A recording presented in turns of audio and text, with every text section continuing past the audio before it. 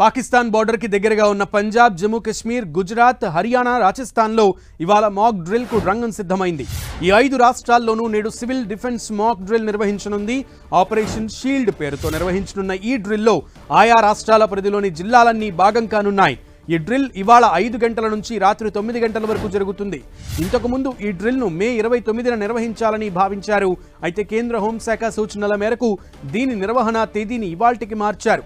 సరిహద్దు నియంత్రణ రేఖ వెంటనున్న రాష్ట్రాల్లోని ప్రజల యుద్ధ సన్నద్ధతను మరింత మెరుగుపరిచే లక్ష్యంతో ఆపరేషన్ షీల్డ్ మాక్ డ్రిల్ను తలపెట్టారు.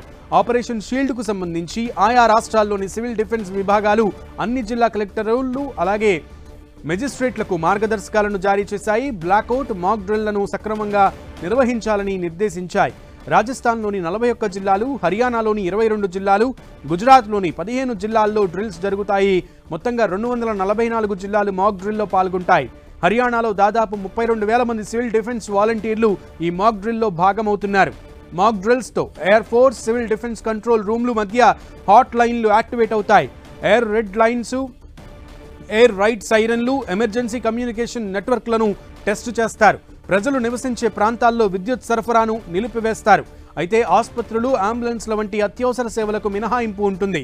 మాక్ డ్రిల్ జరిగే ప్రదేశాల్లో అధికారుల సూచనలను ప్రజలు తూచా తప్పకుండా పాటించాలి. ప్రశాంతంగా ఉండాలి, భయపడకూడదు. సైరన్లు మోగుతున్నా, కరెంటు లేకున్నా ఆందోళన చెందకూడదు. పోలీసులు, సివిల్ డిఫెన్స్ అధికారులు అధికారిక వాలంటీర్ల మార్గదర్శకాలను పాటించాల్సి ఉంటుంది. నిషేధిత ప్రాంతాల్లోకి ప్రజలు వెళ్లకూడదు. నీరు, ఫ్లాష్ లైట్, ప్రథమ చికిత్సా కిట్ లాంటివి ప్రజలు సిద్ధంగా ఉంచుకోవాలి.